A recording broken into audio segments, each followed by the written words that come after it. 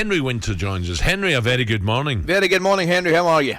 Very good morning, Alan. Very good morning, Ali. Ali, I can't believe you don't like sand. That's what summer's all about. Are you going to ban beaches? No. I love the beach, Henry. I've got nothing against the beach. In fact, there's no bigger fan of the ocean than me. But it's the post-ocean coming out, wet feet, sand on flip-flops and car that I'm against. There must be these taps at the, you can get the sand off your feet. That's my only quibble. That's my only complaint. Right, so we need to install taps all over the great beaches of West Scotland. No, because the rain will take the sand off your feet. The ice over, Henry. The ice over. Henry, some great pictures in the papers today of the Lionesses Trafalgar Square with a massive crowd behind them. It's been some run. It's been a fantastic few weeks for them, hasn't it? I mean, talkSPORT's coverage has been terrific. I think Leanne Sanderson has been one of the stars of the tournament. I listened to her throughout BBC's coverage. 17.4 million. I mean, it shows the power of terrestrial.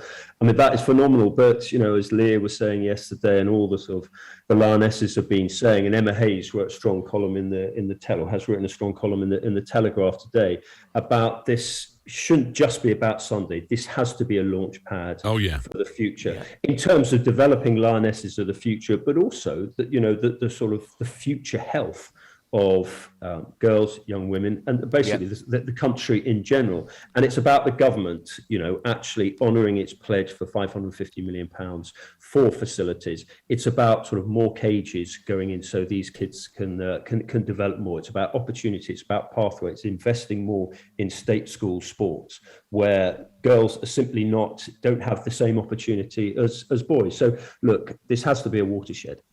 I was saying to Alan, Henry, if you'd given Serena Wigman a pen and a bit of paper before the tournament started, she couldn't have planned it any better.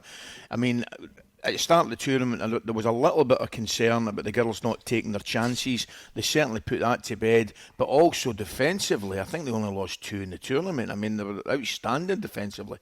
Do you know what's very interesting just watching? I went to the first game and obviously the semi-final and the final. And it's just the way she's so decisive in the second half, 55 minutes, 60 minutes.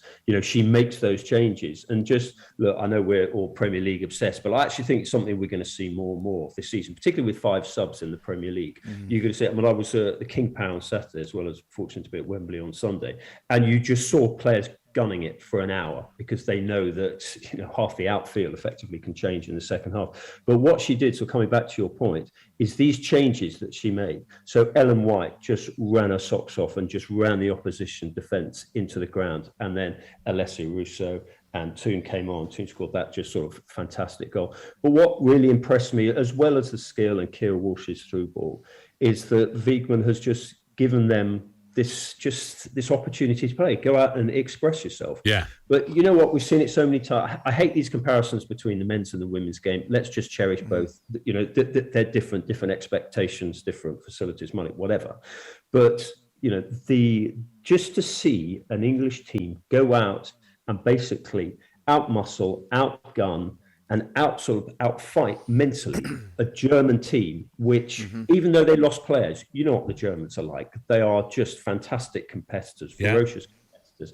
And England had the mindset to win, as well as those little technical moments when it counted. Henry, and I'm glad you mentioned the point between men's and women's football, because the last few days, some of the emails and texts praising Wigman, saying, well, we've got an England manager in Gareth who won't make changes.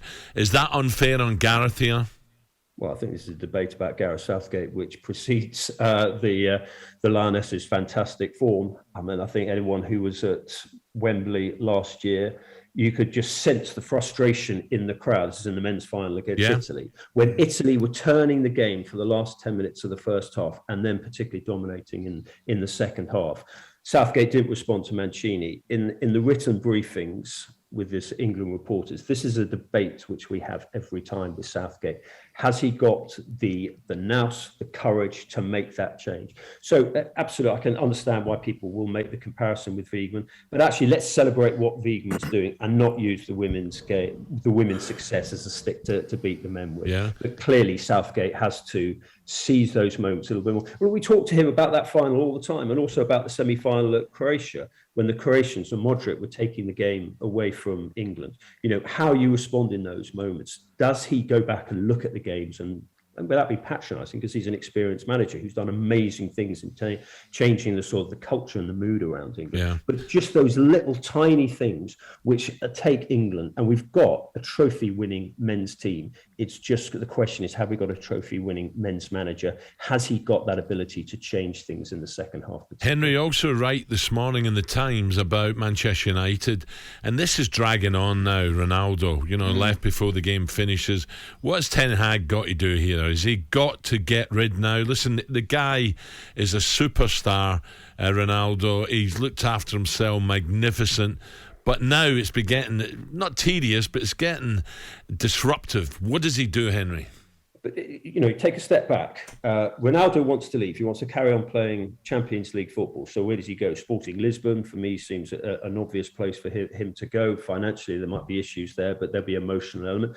What I don't want to see is this dragging on, and then some Manchester United fans, who are an incredibly loyal group, actually sort of get a little bit critical towards him. Because the important thing, Erik Ten Hag is the future of Manchester United. The style he wants to play, the pressing, can Ronaldo do that? The young talent they've got, freeing up Ronaldo's wages to bring in another number 9 to sort of work alongside or push Martial.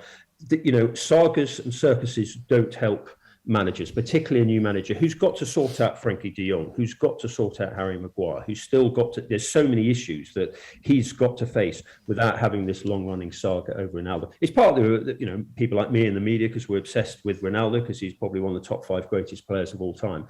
But for his benefit, he obviously wants to move on. I think it helps Ten Hag in terms of the team's development for him to move on. And then actually it should be a fairly straightforward situation, but as ever, it's not.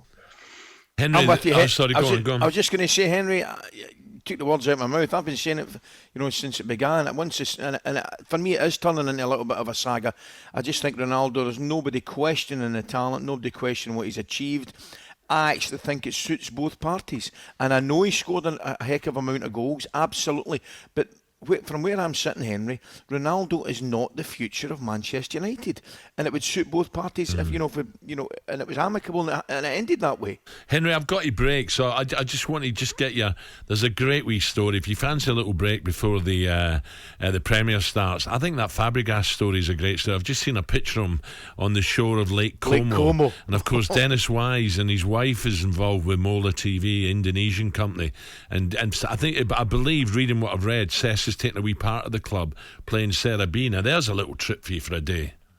Yes, I might stop off at some of the beaches on the way through, Ali, if you want to come too. I'll show you. I'll just show you the beauty of sand. Tremendous. Count me in, Henry. Count me in, mate. Henry, great to talk. Thank you very much, Henry.